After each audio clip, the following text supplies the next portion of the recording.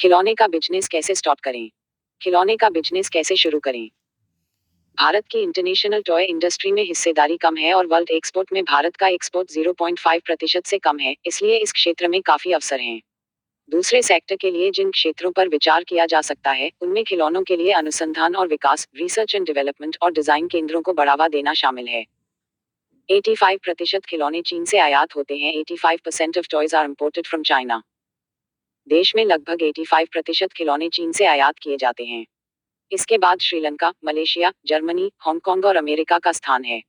प्रधानमंत्री नरेंद्र मोदी ने कहा था कि भारत में पूरी दुनिया के लिए एक खिलौना हब बनने की प्रतिभा और क्षमता है। आगे की जानकारी की तरफ जाने से पहले, दोस्तों, स्वागत है आपका इस नए महत्वपूर्ण जानकारी से भरपूर श्रीसात सिद्धा यूट्यूब चैनल में। नए बिजनेस, इंडस्ट्री आइडिया, स्टार्टअप की महत्वपूर्ण जानकारी सबसे पहले पाने के लिए आपके अपने इस चैनल को सब्सक्राइब करें, वीडियो लाइक करें, वीडियो शेयर करें। युवा सही रोजगार नहीं मिलने से परेशान रहते हैं। सभी को एक अच्छे नौकरी या बिजनेस की तलाश रहती है, लेकिन पर्याप्त जानकारी न होने के कारण वो अपना बिजनेस नहीं कर पाते हैं।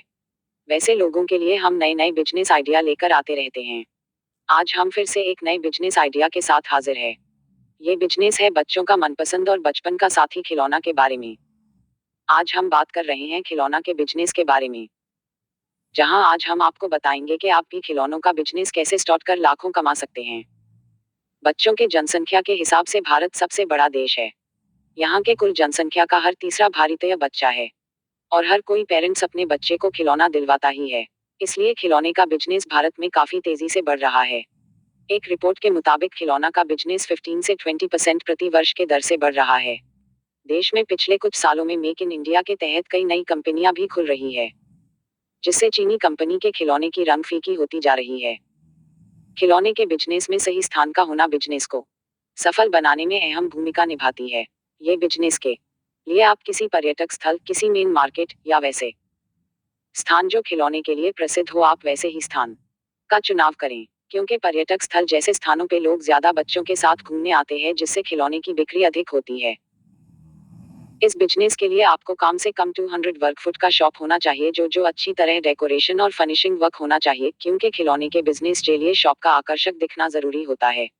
और इस बिजनेस के लिए ज्यादा स्टोरेज की आवश्यकता होती है, क्योंकि प्लास्टिक या सॉफ्ट खिलौने के आइटम ज्यादा स्पेस लेते हैं। खिलौना के थोक विक्रेता या मैन्युफैक्चरिंग कंपनी का चुनाव।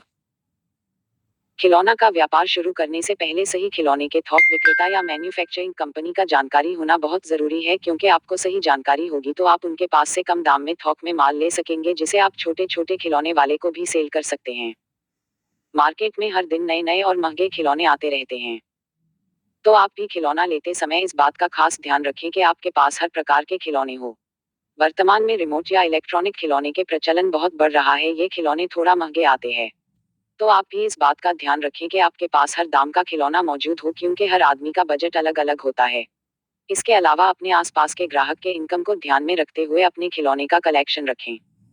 खिलौने के कुछ प्रकार जिसे आप रख सकते हैं: रिमोट वाली गाड़ी, सामान्य प्लास्टिक की गाड़ी, बैटरी वाली गुड़िया, सॉफ्ट टॉयज, बच्चों के शिक्षा संबंधित सिखाने वाली खिलौने, बच्चों के लिए वॉकर, बच्चों के लिए झूला, बच्चों के लिए रिक्शा, उड़ने वाली प्लेन, प्लास्टिक ट्रेन इत्यादि।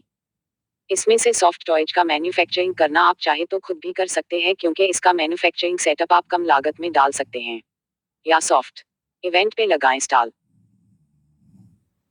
हमारा देश विविधताओं का देश है। यहाँ तरह तरह के पर्व त्योहार पे मेले का आयोजन होता रहता है, जैसे दशहरा के मौके पे किसी पूजा स्थल पे, दरगाह इत्यादि जगहों पे मेले का आयोजन होता रहता है, या कहीं कहीं खिलौना का प्रदर्शनी मेला भी लगता है, जैसे मुंबई में child baby and maternity expo India का आयोजन होता है। तो इन मौके पर आप भी अपने खिलौनों का स्टॉल लगाकर लाखों की कमाई कर सकते हैं। खिलौने का बिजनेस में कितनी आएगी लागत? लागत की बात करें तो इसमें मेन लागत जो आएगा वो आपको शॉप के लेने से लेकर डेकोरेशन फर्निशिंग वक्त तक, ये लागत हर एरिया पे निर्भर करता है। इसके अलावा खिलौने की बात करें तो वो आप कम निवेश करके भी शुरू कर सकते हैं। वैसे आप 40 से 50 हजार तक लगाकर अपना बिजनेस की शुरुआत कर सकते हैं।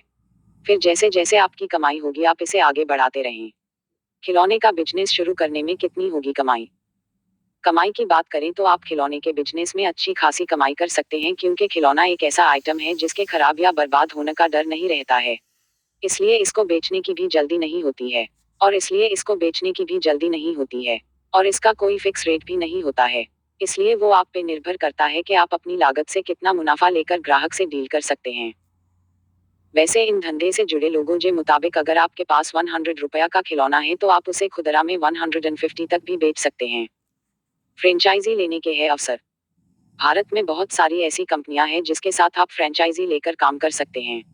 इनमें से एक कंपनी है खिलौने वाला। खिलौने वाला आपको अपने साथ बिजनेस करने का मौका दे रही है। इसके लिए आपको 3 से 5 लाख तक लग सकता है। खिलौने का बिजनेस शुरू करने के लिए थोक माल कहाँ से लें? वैसे तो हर शहर में कोई ना कोई खास मार्केट होता है खिलौने के थोक विक्रेता के लिए जिसे आप पता कर सकते हैं।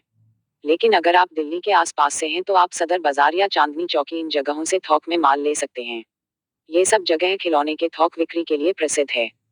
आपको आगे किस बिजनेस की जानकारी चाहिए यह हमें कमेंट बॉक्स में बताइए। Like video, share video. सबसे पहले नए वीडियो पाने के लिए सब्सक्राइब योर फेवरेट चैनल श्रीसात सिद्धा YouTube channel and press the bell icon. भेज दे हमारे ब्लॉग को shrisatsiddha.com। हमें मेल करें shrisatsiddha@gmail.com। डिस्क्रिप्शन में दिए लिंक के माध्यम से बिजनेस फेसबुक ग्रुप ज्वाइन करें।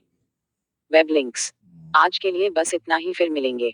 तब तक खुश रहिए, खुशियां बांटिए, सफल बनिए, आबाद रहिए।